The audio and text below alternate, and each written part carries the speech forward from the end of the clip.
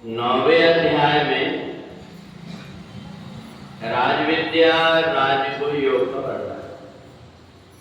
यान्ति देवव्रता देवान् पितॄन् यान्ति पितृव्रता भूतानि यान्ति भूतेज्या यान्ति मद्या दिनोपिमा। भगवान कहते हैं कि जो देवताओं की पूजन करता है वो शरीर छोड़कर के देवलोक को चले जाता है। जो पितरों की पूजा करता है वो पितृलोक में जाता है, और जो भूत प्रेतों की पूजन करता है वो भूत प्रेत के लोकों में जाता है, और जो भगवान की पूजन करता है वो भगवान के लोक में जाता है। तो हम यदि देखें तो ये जो जीवात्मा है, जैसे ही इसका शरीर छूटता है, शरीर छूटते ही जैसे कहीं नदी के अंदर में एक हम घड़ा रखते हैं पानी भर करके, और उस घड़े को जैसे ही फोड़ देते हैं वो घड़ा का पानी जाकर के नदी में मिल जाता है। ऐसा ही ये जीवात्मा जब शरीर छोड़ता है तो ये 5 तत्वों का घड़ा ये फूटा और जीवात्मा जाकर के परमात्मा में मिल जाता है। और इसलिए हम लोग क्या करते हैं कि मनुष्य की चाहे कितना भी कुछ भी हो, मनुष्य की पूजा न होकर के देवताओं की पूजा करते हैं। और देवताओं की पूजा इसलिए करते हैं कि देवता न कभी जन्म लेते हैं न कभी मरते हैं, इसलिए परमात्मा का जो है स्वरूप वो अजन्मा है। परंतु जो व्यक्ति थोड़े समय पर जिसने पुण्य कर्म किया उसको अगर थोड़े समय के लिए देवलोक भेज दिया जाए तो उसको फिर से लौट करके आना पड़ता है।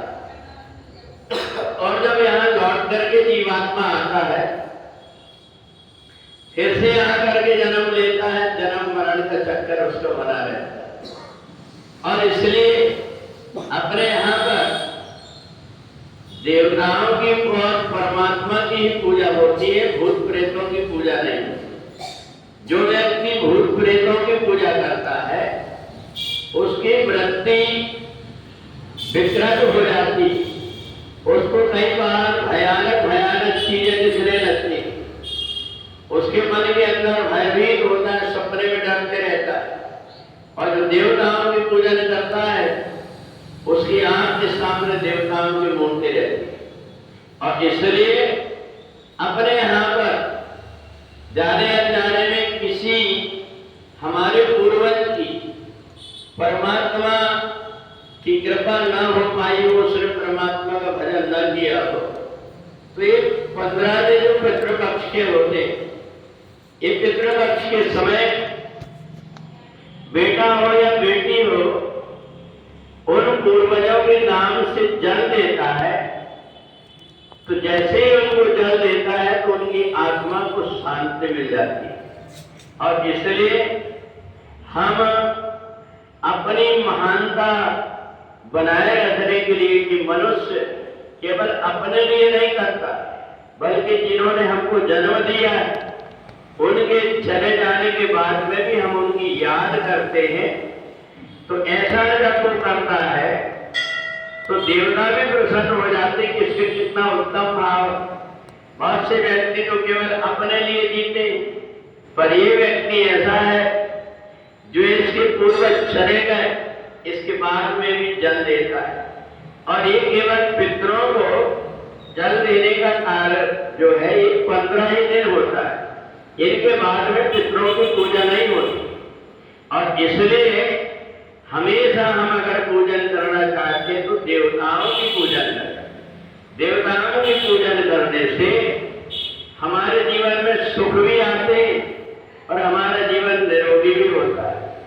और इसलिए जब हम बार बार जिसका जिसका चिंतन करते वही वही हमको दिखने लगता है, इसलिए हमारी ऐसी आदत बना लें कि अभी हम परमात्मा निकट रहे, परमात्मा हमारे साथ है, वो हमारे हृदय में निवास करते हैं। ऐसा मान करके यदि हम परमात्मा का चिंतन करते हैं तो हमारा ये शरीर मंदिर बन जाता है। इस मंदिर में परमात्मा के अतिरिक्त कोई चीज आ ही नहीं सकती।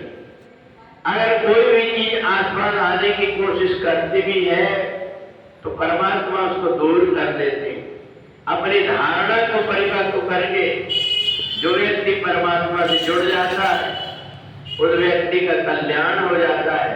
और पितृपक्ष में विशेष रूप से जो गीता के एक अक्षर को भी सुन लेता है, गीता का एक श्लोक में उसके कान में चला जाता है तो उसके 7 जन्मों के पाप नष्ट हो जाते हैं।